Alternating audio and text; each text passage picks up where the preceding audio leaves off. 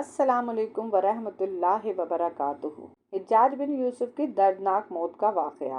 حجاج کو عبد الملک نے مکہ، مدینہ، طائف اور یمن کا نائب مقرر کیا تھا اور اپنے بھائی بشر کی موت کے بعد اسے عراق بھیج دیا، جہاں سے وہ کوفہ میں داخل ہوا۔ ان علاقوں میں 20 سال تک حجاج کا عمل دخل رہا۔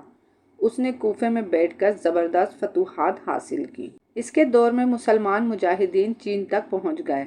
حجاج بن یوسف نے ہی قرآن پاک پر اعراب لگوائے۔ اللہ تعالیٰ نے اسے بڑی فصاحت اور بلاغت اور شجاعت سے نوازا تھا۔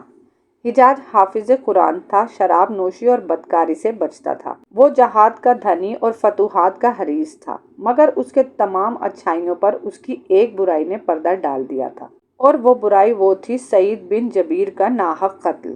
ایک طرف موسیٰ بن نصیر اور محمد بن قاسم کفار کی گردنیں اڑا رہے تھے، تو دوسری طرف حجاج خود اللہ کے بندوں، اولیاؤں اور علماء کے خون سے ہولی کھیل رہا تھا۔ حجاج نے کم و بیش 1,20,000 انسانوں کو قتل کیا۔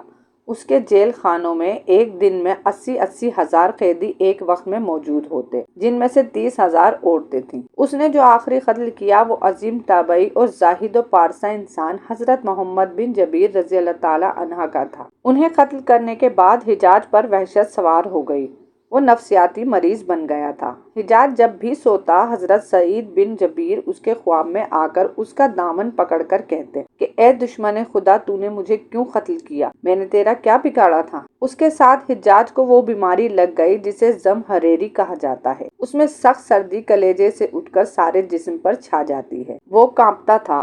آگ سے بھری انگیٹھیاں اس کے پاس لائی جاتی تھیں اور اس قدر قریب رکھ دی جاتی تھی کہ اس کی کھال جل جاتی تھی، مگر اسے احساس تک نہیں ہوتا تھا۔ حکیموں کو دکھانے پر انہوں نے بتایا کہ پیٹ میں درد ہے۔ ایک طبیب نے گوشت کا ٹکڑا لیا اور اسے دھاگے کے ساتھ باندھ کر حجاج کے حلق میں اتار دیا۔ تھوڑی دیر بعد جب دھاگے کو کھینچا تو اس گوشت کے ٹکڑے کے ساتھ بہت عجیب نسل کے کیڑے لگے ہوئے تھے۔ ان سے اتنی بدبو آ رہی تھی کہ جو پورے 1 مربع میل کے فاصلے پر پھیل گئی۔ درباری اٹھ کر بھاگ گئے۔ حکیم بھی بھاگنے لگا۔ حجاج بولا، تم کہاں جاتے ہو؟ حکیم بولا، تیری بیماری زمینی نہیں آسمانی ہے، اللہ سے پناہ مانگ۔ حجاج جب ہر طرح کی تدبیروں سے مایوس ہو گیا تو اس نے حضرت حسن بصری رحمۃ اللہ علیہ کو بلوایا اور ان سے دعا کی درخواست کی۔ وہ حجاج کی یہ حالت دیکھ کر رو پڑے اور فرمانے لگے، میں نے تجھے منع کیا کرتا تھا کہ نیک بندوں کے ساتھ چھیڑ چھاڑ نہ کرنا، ان پر ظلم نہ کرنا، مگر تو باز نہ آیا۔ بیان کیا جاتا ہے کہ حضرت سعید بن جبیر رضی اللہ تعالی عنہ کی وفات کے 40 دن بعد ہی حجاج کی بھی موت ہو گئی تھی۔ جب دیکھا کہ بچنے کا امکان نہیں تو قریبی عزیزوں کو بلایا، جو بڑی کراہت کے ساتھ حجاج کے پاس آئے۔ وہ بولا، میں مر جاؤں تو جنازہ رات کو پڑھنا اور صبح ہو تو میری قبر کا نشان بھی مٹا دینا، کہ لوگ مجھے مرنے کے بعد قبر میں بھی نہیں چھوڑیں گے۔